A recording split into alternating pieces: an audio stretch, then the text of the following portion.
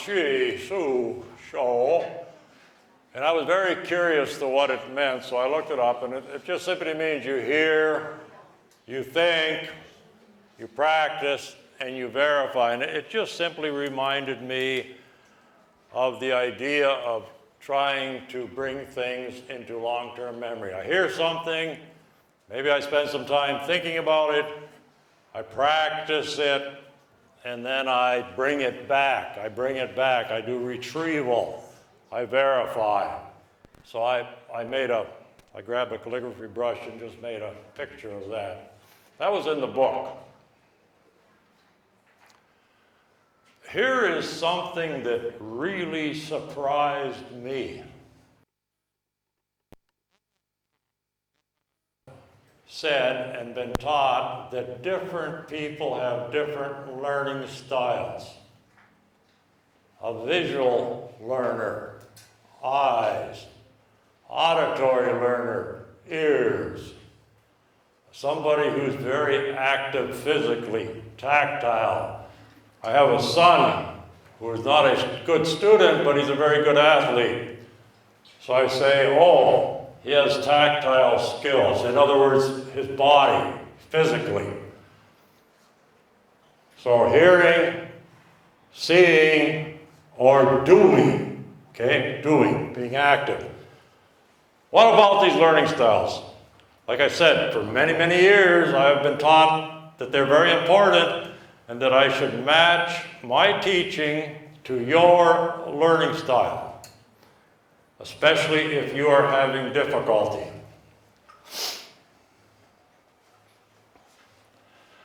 The research does not support the thesis that finding and using a person's learning style improves retention of the material. The research does not support the idea and importance of finding a person's learning style. If we use visual for you because you're a visual learner, it is not going to help more so than using auditory. And this is so different than what we've all been taught.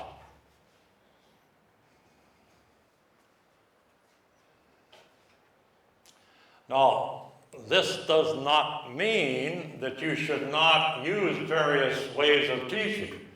It does not mean that you should not use both auditory and visual and physical activity. Does not mean that. Here's what it does mean. We should continue to use all ways with all students. And this, again, is this thing called variability. Vary the ways you teach and do it for all students. By doing this, we are reinforcing the positive benefits of variation. Again, variation is very important. You get many positive benefits, especially with long-term memory. So just remember this. And when somebody says, oh, my learning style is visual, you know, you can nod your head. You can say, oh, Ming Bai, I understand. But go ahead and teach them auditory and visual. Teach them both. And if you're doing something like athletics or music, you might be doing a play, then you're going to use physical activity as well.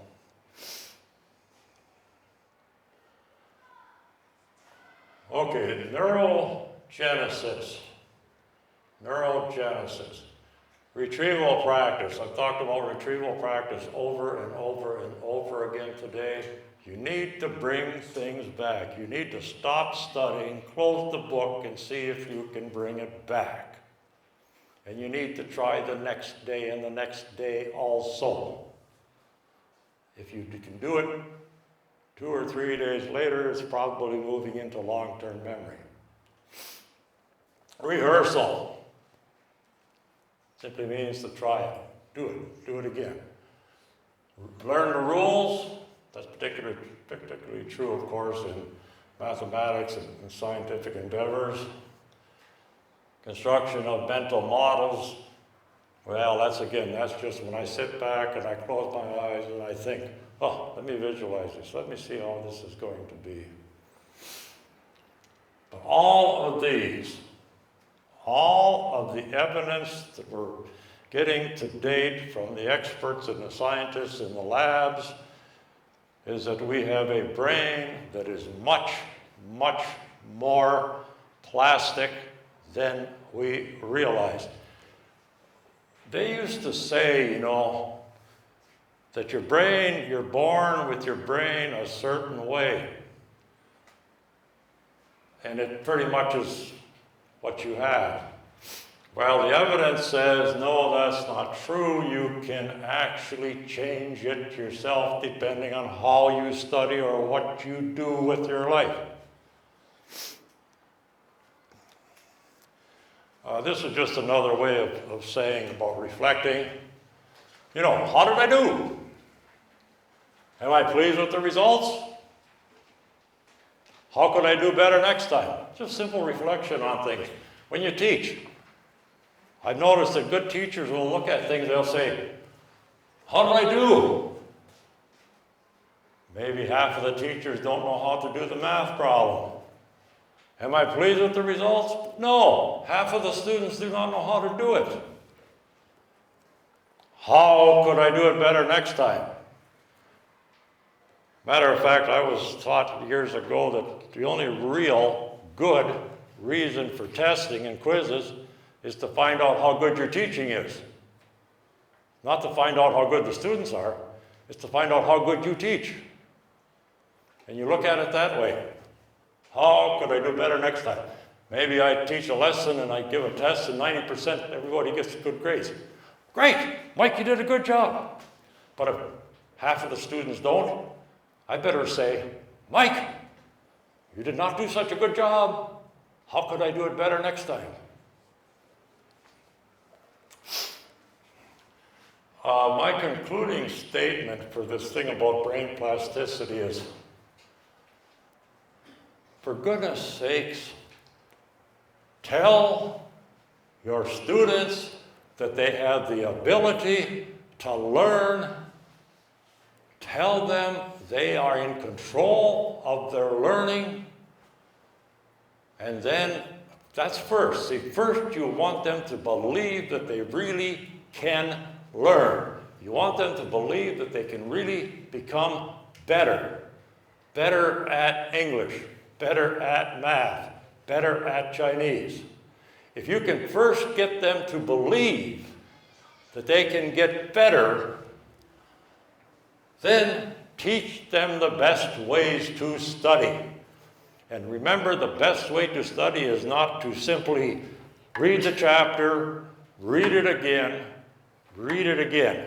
You read it once, you answer the questions to see what you know. What you don't know, then you go back and look for it.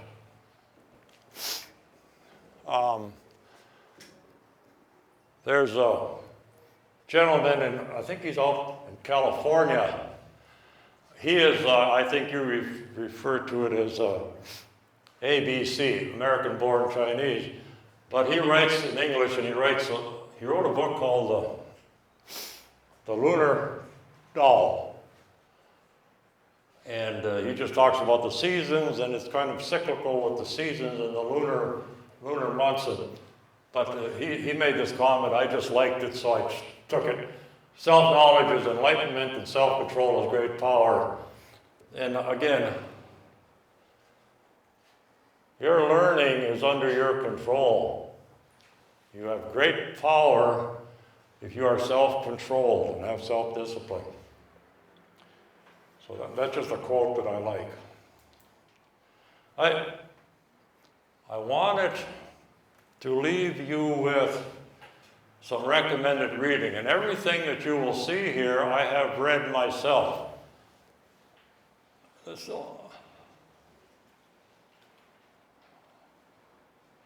Should be one next time. Okay. I have spent a lot of time today talking about brain plasticity. And the gentleman that I am referring to is a man named Richard J. Davidson. He's a PhD, and he has a worldwide reputation right now studying brain plasticity. And he says, nature has endowed the human brain with a malleability and flexibility that lets it adapt to the demands of the world it finds itself in. The brain is neither immutable nor static, but continuously remodeled by the lives we lead. You want yourself to believe this, and you want your students to believe that it changes, that how they live their lives and how they work in school will have a big impact on how their brain matures and how it is going to work. You can click, of course, if you have the PowerPoint, you can click and find the book on Amazon. I don't think you will find it in Chinese, but I'm sure it's obviously in English. It's a pretty darn good book, The Emotional Life of Your Brain. I would recommend it if you have the time to read it. Now here's one that, the power of habit. And when I was a young kid, I used to smoke cigarettes. Did it for many years.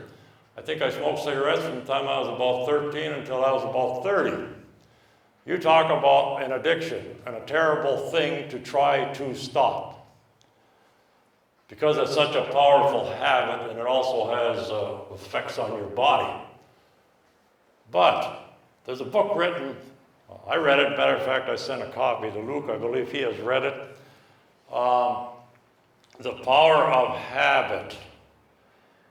And they talk about the basic framework is that if you identify the routine, you experiment with rewards, isolate the cue, have a plan. But you know, for me, years ago, wake up, that's the cue. What's the routine? Go and sit down on the couch. What's the reward? Cigarette. And you just get that. So every morning you get up, you go sit on the couch, you might have a cup of coffee, you smoke a cigarette. Wow, big, big habit. Well, if I want to stop, maybe I need to wake up, go for a walk, stop at the ice cream store. You see, you can replace habits, but you know what? They never go away. You just have to overpower them. You have to get a new one to replace it. You have to get a new one to replace it. And habits can be changed if we understand how they work. Just an excellent book. And I'm not in a position to do a speech about the book, but I can certainly recommend it as an excellent book. And when I stopped smoking years ago, what I used was something called a contingency management plan. I was doing graduate work at the university, working on my master's degree, and I just drew up a contingency management plan. Didn't have any money. My wife and I were broke. So what little bit of money we had, there was never enough so that she could buy something and I could buy something. Well, we said, hey, Mike, if you go one day, just one day, without smoking a cigarette, you can buy a pair of new mod pants. And I was 20-some years, almost 30 years old, and boy, I wanted to dress just so. So we were always out in the shops buying the latest bell-bottom at the time, bell-bottom pants or flowered shirts or whatever. Well, you see, there wasn't enough. I was taking that money. I was getting a present. If I smoked a cigarette the next day, I was going to feel bad, guilty, because I took our money and used it. And we just built for a week different little rewards that I would get. And so on. And yes, I went on some very long walks. Yes, I did. Here's one that I really like. This is a book on habits, but it's called Mini Habits. And a mini habit is a very small positive behavior that you force yourself to do every day. You force yourself to do it every day. It's too small to fail. It's too small to fail. Nature makes it weightlessly more powerful and severe habit. I'll tell you what I do. I told myself for my study of Mandarin, I said, you must study Chinese every day. But I knew that that would not work. I knew that, yeah, I might study today and tomorrow tomorrow my friend comes over and I go with him instead. So I knew I couldn't say I'm going to do it an hour every day because it just probably wasn't going to work at this point in my life. But I could say I will do at least 5 minutes every day. See? Mini. 5 minutes every day. And I meant to bring it with me and I forgot, but I have a little journal, a little book. And every morning now, when I go and sit in my chair, I still drink coffee, I don't smoke cigarettes, but I drink coffee. I will pull up Google or someplace and say, how do you say, what is it? You know, Toshishima, what is it? And I will write that down. Now, if I only do one sentence, and I only do 5 minutes, that's okay. Because my promise to me is to do at least 5 minutes each day. Mini habit. Well, what I'm really trying to do is build a habit. So if I do 5 minutes every day, maybe on Monday I do 5 minutes, and Tuesday I do 5 minutes, and maybe Wednesday I'm really interested. So I do an hour. That's okay. That's okay. But the next day, if I only do 5 minutes, that's okay too. All I'm forcing myself to do is that 5 minutes. But I'm wanting to build the habit of looking at something that is Chinese every day, at least for a very short period. What does it do? Keeps it in my mind. It just keeps it present in my mind. So that's the mini habit. Now I think I had 3. They say, if you do this, do not do more than 3. Matter of fact, 1 is fine. Don't put 6 mini habits in the morning. You won't do them. That's too much. I did study Chinese at least for 5 minutes, get at least 30 minutes of exercise, and I think the other one may have been to write, because I like to write a little bit each day. One of the most interesting books I read last year was this one on the smartest kids in the world. And it says here, a small number of countries had taught almost all their children higher order thinking. How had that happened? What was stopping it from happening elsewhere? In Megwo, in America right now, in the United States, all the politicians in particular, the people are always looking at the test scores from Asia and from Singapore, various countries, and saying, how come those people do so much better than we do in mathematics? Why are their kids scoring higher than ours? So this is a big thing in America right now. Has been for many years. Because if you take international testing, oftentimes you have to go down to 14 or 15 until you find the scores that are happening in the United States on average. Okay? People don't like that. Well, this is a reporter who followed exchange students through 3 different countries that do very well with their students in school. Now, right now, according to this book and from what I read, the top country in the world for student achievement is Finland. Finland. So she went there. Another one of the top ones is South Korea. And they talk a lot in there about their variety of cram schools. They have a different word. And they have so much, I think they have so much trouble there. My daughter-in-law is Korean. She lives in the States, but she has relatives in Korea, and she said, I think they have laws that you cannot have your crime school open past a certain time at night. And they go around checking because people will cheat. They will say, oh, it's just a library now. School stopped at 10 o'clock. The kids now are just in the library, but they catch them teaching during those library hours. So it's a very, very interesting book if you want to look at some of the nations that are said to be very good at education. Yeah, Finland was one, Poland was one, and South Korea was the other. I'll tell you what they did in Finland. They closed many of their universities that train teachers. And they only allow the very best students to become teachers. Once you become a teacher, you are a professional.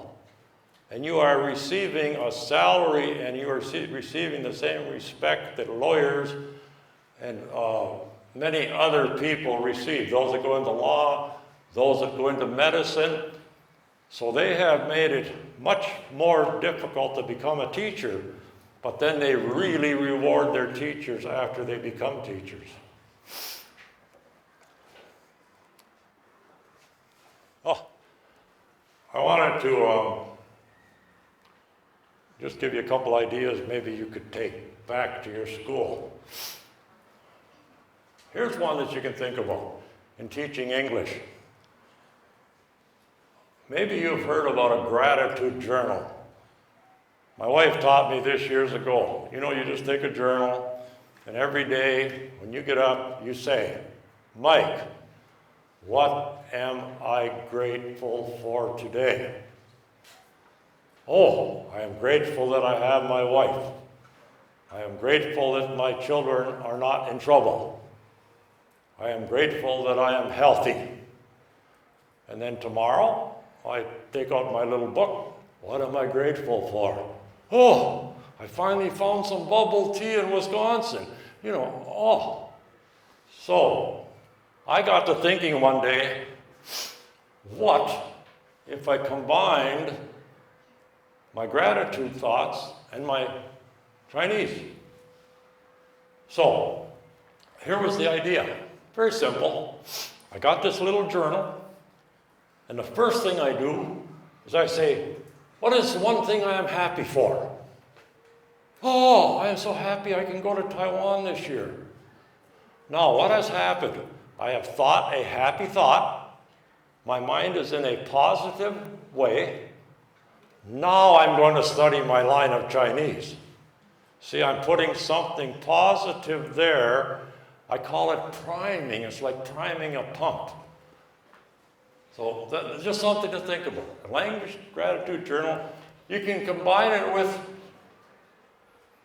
you know, as a mini habit. 5 minutes to say, what am I thankful for? And Simkula, Simkula. I'm supervising a young counselor right now for the university. And so I watch her work in the elementary classes and see some of the things she does. And she did something recently that I thought, God, that's a nice idea. And you may already know it, but she did a class friendship chain. And what you did is you took a piece of paper and you cut strips of paper, maybe a student has strips of paper like this. They put every student's name in a hat. And then they go around and everybody draws a name of a different person, different student. Well, then, here's what you're supposed to do. You're supposed to think about that person. Think about something positive, something good. Oh, Luke, he's a good friend. He helps me learn Mandarin. Oh, helps me study Chinese. Oh, Luke is very generous. So maybe, and usually very happy. So I make a picture. Maybe I draw a picture of a smiling, happy man. So I've got this little strip of paper. Now, everybody does that. So there's one written about everybody in the class. Okay, now we have the students read them. So I am saying, oh, Shuling is really a nice gal. And I have a picture of her smiling and helping a child do their math. So I've got something very positive. Now what we do is we take those links, if you wish, and of course we're going to hook them together. We're going to tape them together like a chain. So we make a chain. We make a long chain with those links that have everybody's name and positive sayings about each person in the class. And we talk about how important it is that we all treat each other well.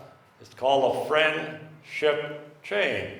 And I'm sure they take their friendship chain and they hang it or display it for the parents to see when they come in. I have not been successful yet in getting the school in America to do this where I work sometimes, but I keep thinking, you know, all you would need is one classroom if you wanted to do a compassion project. You could simply take out a piece of paper and your color crayons like we did with we did Thanksgiving turkeys the other day in one of the schools, which was really neat. Matter of fact, I sent that idea back to America.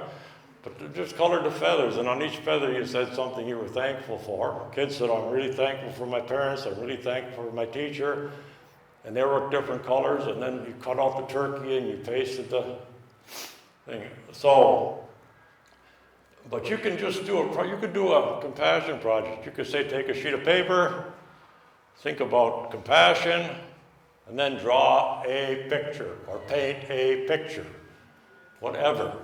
And then what you do, you maybe have 20 students in your class or 25, you take all of those pictures and perhaps there's some place along the wall that you can display them, or maybe in an area like Taiwan, you might display them outside like you do in your bulletin boards and so forth, with something real positive like compassion.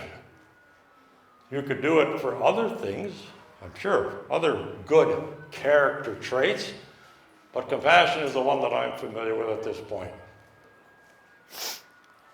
Oh, I'm ahead of myself. Each day you make 2 entries in your journal.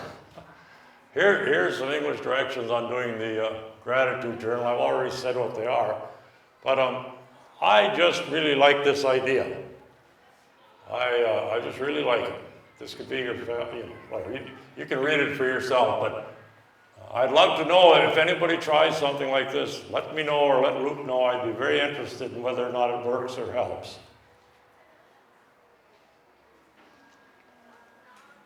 Yeah, second, write down a new English word or phrase or sentence that you're learning. Yeah, that's that. This one explains what I've already explained again about the mini habits. And I've been doing this myself. And, you know, do it for a week. See if it works. Does it help? Try it yourself. Try something that you want to change about yourself or something you want to do better. Works for you? Try it with the kids. These are just links. If you have the regular PowerPoint and you click here, you're going to find online directions on how to do the friendship chain. I just looked to make sure there were places. There's a picture of one right there. It's very colorful. Very nice idea. Yeah, I think here yeah, and here's a class with this big friendship chain they made. Neat idea, real neat idea.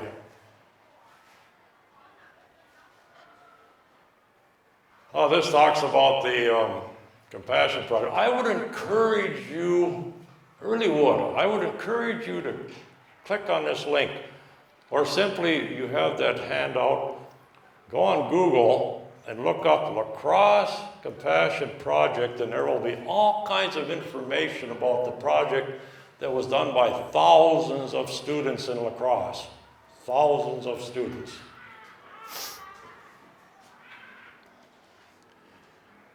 Oh, my voice